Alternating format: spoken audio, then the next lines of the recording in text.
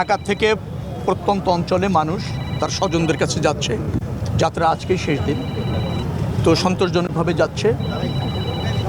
আমরা যতটুকু জেনেছি এবং সারাক্ষণ আমরা মনিটরিং করছি যাত্রা পথ। কোনো জায়গায় বিশেষ করে যমুনা সেতুর আগে চন্দ্রাতে একটু টেইল আছে, একটু ধীর গতিতে যাচ্ছে, বাকি স্মুথলি যাচ্ছে। কারণ 7টা লেন থেকে গাড়ি গিয়ে যখন 2 লেনে যাচ্ছে, তো সেখানে গাড়ির গতি কমবে, ধীরে যাবে, সেটাই স্বাভাবিক। এবং সেখানে ম্যানেজমেন্টও ঠিক আছে।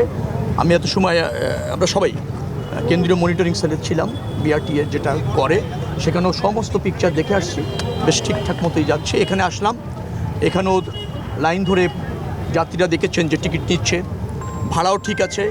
বাসে যাত্রীদের কাছে উঠে জিজ্ঞেস করলাম হঠাৎ করে একটা বাসে, সেখানেও তারা বলছে যে না, তারা ভাড়া ঠিক মতো দিয়েই যাচ্ছে। তো সব কিছু মিলিয়ে এই যাত্রাটা আমার কাছে মনে হয়েছে অনেক চ্যালেঞ্জ। আপনারা জানেন যে 1.5 কোটি মানুষ ঢাকা থেকে 2 দিন 3 দিনের মধ্যেই এসে যাবে, গন্তব্যে যাবে, প্রত্যন্ত অঞ্চলে যাবে। আবার প্রায় 80 লাখের মতো কুরবানিযোগ্য পশুও ক্যারি করতে হবে।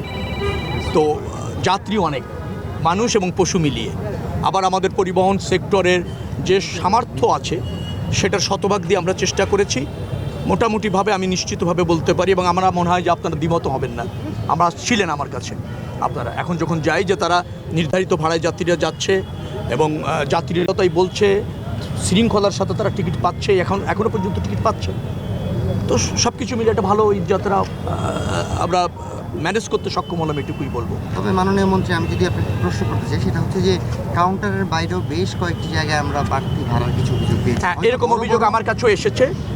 এখন হয় কি, কাউন্টার বাস স্ট্যান্ডের বাইরে যখন অনেক যাত্রী যেতে চায়, পরিবহনের যখন একটু সংকট থাকে, তখন কিছু মানুষ ধরেন একটু বেশি পয়সা দিয়ে যাবে কি না এরকম এই সুযোগটা নিতে চায়। কারণ সবাই তো একবার পরিশুদ্ধ না, সবাই চায় ঈদকে পুঁজি করে, এখন যাত্রীর চাপ আছে, সেখানে কিছু বেশি নেওয়া যায় কিনা এই প্রবণতা তো অ্যাজ এ নেশন আমাদের আছে।